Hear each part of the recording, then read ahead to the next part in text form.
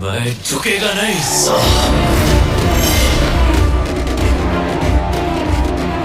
दोस्तों जब ओला इलेक्ट्रिक की एंट्री हुई थी ना जुलाई के अंदर, तो सबको ये लगा था कि भाई जो एथर है ना अब तो गया, ओला इलेक्ट्रिक पूरा खा जाएगा एथर को, क्योंकि एथर इतना महंगा था, ओला इलेक्ट्रिक सस्ता था। लेकिन अगर आप आज का सीन देखें ना तो बिल्कुल उल्टा हो चुका है। जितनी भी पेट्रोल टू व्हीलर कंपनी उनकी सेल डाउन जा रही है, एथर यहाँ पे एक लोता चमकता सितारा जिसकी सेल अप जा रही है। लेकिन ये हुआ कैसे, तो आज की वीडियो हम यही बात करेंगे। नमस्कार दोस्तों, मेरा नाम है तरुण, आप देख रहे हो ईवी ज्ञान। चलिए इस वीडियो करते हैं। कुल मिला के ना मुझे यहाँ पे 3 पॉइंट नजर आए हैं, जो कि है एक तो पेट्रोल प्राइसिंग, दूसरा ओला और तीसरा खुद एथर।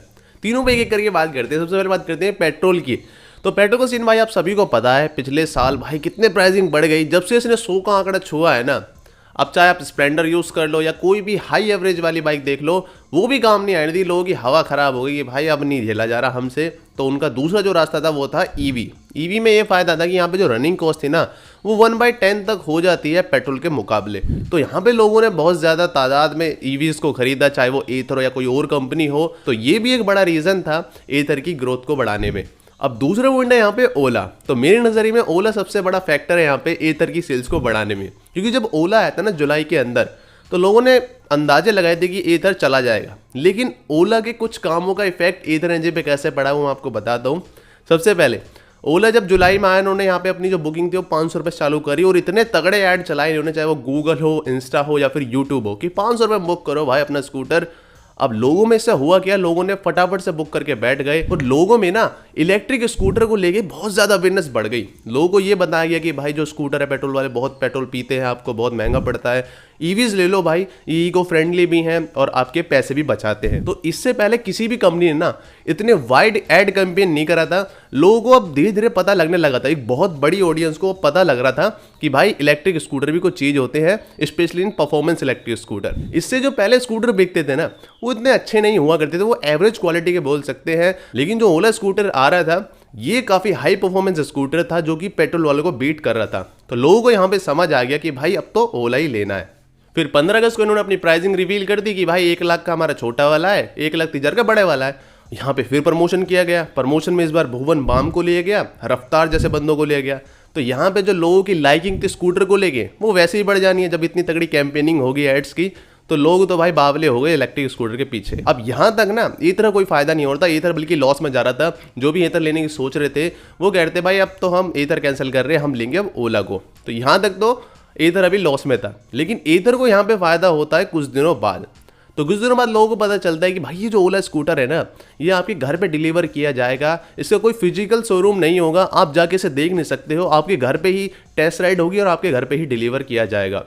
अब ये जो चीज़ थी ना लोगों को पसंद नहीं आई। अब तो ये तो सिर्फ एक ही चीज़ है, इसके अलावा और भी कुछ चीज़ें थी जो लोगों को मतलब नहीं लगी या फिर उन्हें पसंद नहीं आई। जैसे कि एक तो इनका कोई शोरूम नहीं होगा, आपके घर पे डिलीवर किया जाएगा। एक ये ऊपर से नई कंपनी थी, सर्विस भी आपके घर पे ही की जाएगी, ऊपर से आपको 20,000 रुपये की एडवांस पेमेंट करनी पड़ेगी।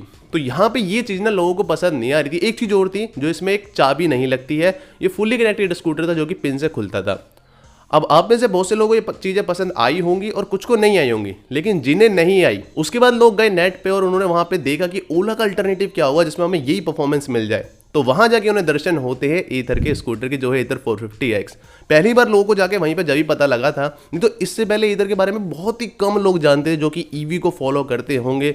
जो बाकी के बंदे थे वो ओला समेट के लाया था कि हाँ भाई हमारा स्कूटर ले लो। अब उन्हें वो पसंद नहीं आया तो वो चले गए एथर पे। तो एक बहुत भारी संख्या में लोग एथर की तरफ अट्रैक्ट हो गए।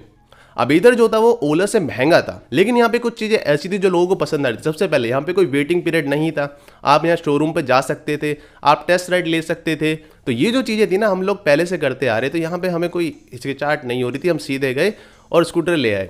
अब जो एथर स्कूटर है ना ये मिडिल क्लास से थोड़े जो ऊपर बंदे हैं वही ले पाते हैं, क्योंकि ये काफ़ी एक्सपेंसिव स्कूटर है। 1.5 लाख के अराउंड इसकी एक शोरूम प्राइस है। अब प्राइसिंग के बाद भी ये लो स्कूटर बहुत ज़्यादा बिका। यहाँ पे रीज़न ये था कि ओला ने लोगों को अवेयर करा, उन बंदों को ओला पसंद नहीं आया और वो आ गए एथर पे और उन्होंने एथर खरीद लिया। तो मेरी नज़र में बहुत बड़ा पॉइंट था ओला, जिसके वजह से एथर की सेल बढ़ी। अब तीसरा पॉइंट है यहाँ पे एथर। अब एथर ने भी काफ़ी अच्छी परफॉर्मेंस दिखाई है। इनकी जो डिमांड थी वो ओला के आने के बाद बढ़ तो गई, लेकिन उस डिमांड को फुलफिल करने के लिए इन्होंने काफ़ी फंडिंग उठाई। इसी के साथ इनकी जो प्रोडक्शन कैपेसिटी थी वो भी इन्होंने यहाँ पे बढ़ा दी। अगर हम बात करें कि एक्सपेंशन की, तो लगभग हर महीने ये 2 से 3 शोरूम खोल देते हैं अलग अलग सिटीज़ में। करंटली जिस टाइम मैं ये वीडियो बना रहा हूँ उस टाइम ये 25 सिटीज में अवेलेबल है जहाँ पे आप इसे खरीद सकते हैं। अभी जो आप चार्ट देख रहे हो इसमें आपको पिछले साल की जनवरी और इस साल की जनवरी तक का हिसाब दिख जाएगा कि भाई यहाँ पे कितने स्कूटर इनके सेल हुए हैं। सबसे पहले बात करें जनवरी 2021 में इनके 606 इलेक्ट्रिक स्कूटर सेल किए गए थे, जो कि ठीक ठाक है, कोई ज़्यादा नहीं है। उसके बाद इनके फरवरी में 626, मार्च में 1064, अप्रैल में 901 और मई में काफ़ी डाउन हो गई। यहाँ पे रीजन कोविड वगैरह भी हो सकते हैं, लॉकडाउन वगैरह। उसके बाद जून में इनकी थोड़ी सी बढ़ती है और जुलाई में 1799, तो ये अब तक का इनका हाईएस्ट हो जाता है। फिर अगस्त में आता है भाई ओला, तो ओला के बाद इनकी जो सेल थी इतनी डाउन नहीं गई, 1611 हो गई। उसके बाद सितंबर में 2170, अक्टूबर में 2652। ये रीजन यहाँ पे ये था कि भाई ये दिल्ली के अंदर आ गए थे और दिल्ली में सालों से इसका वेट किया जा रहा था, तो यहाँ पे जो इनकी सेल्स थी वो 2600 क्रॉस कर गई। फिर इन्होंने हाईएस्ट अपना छू लिया। उसके बाद नवंबर में 2245, दिसंबर में 1810। अब जनवरी में जाके इन्होंने 2825 यूनिट सेल करी है, जो कि इनका अभी तक का हाईएस्ट है। अब मैं आपको बता दूं कि जो बाकी कंपनीज है ना, जो पेट्रोल टू व्हीलर्स बेचती है, उनकी सेल डाउन जा रही है और यहाँ पर एथर उठता जा रहा है। तो ये जो आप सेल चार्ट देख रहे हो ना, यहाँ पे एथर ने काफी अच्छी परफॉर्मेंस दिखाई है। यहाँ पे वेरियस रीजंस हैं, जैसे कि इन्होंने हर महीने 2 से 3 शोरूम्स को अनलॉक करा है डिफरेंट सिटीज में। इसी के साथ इन्होंने जो अपनी प्रोडक्शन कैपेसिटी है उसे भी बढ़ाया था। नवंबर में इन्होंने प्रोडक्शन कैपेसिटी को बढ़ा के 4 लाख तक कर दिया था एनुअली, और अब जनवरी में इन्होंने इसे बढ़ा के 10 लाख कर दिया है। तो एथर ने ना यहाँ पे मार्केट को समझ के अपना एक्सपेंशन काफी जल्दी करा है। इसी के साथ यहाँ पे जो इनकी प्रोडक्शन है वो भी बढ़ती जा रही है। तो दोस्तों ये थे कुछ रीजन जिसके वजह से यहाँ पे एथर की जो ग्रोथ है वो बढ़ती जा रही है। तो दोस्तों ये सब देख के मुझे ये तो समझ आएगी कि भाई एथर एनर्जी कहीं नहीं जा रहा। मे भी आने वाले टाइम में जो ओला इलेक्ट्रिक की सेल्स हैं वो बीट कर दें एथर को, लेकिन जो एथर का ग्राफ है ना वो मेरे नजर में भाई ऊपर ही जाएगा, क्योंकि रिसेंटली अपना एक नया स्कूटर भी लेके आने वाले हैं जो कि प्राइसिंग में थोड़ा कम होगा।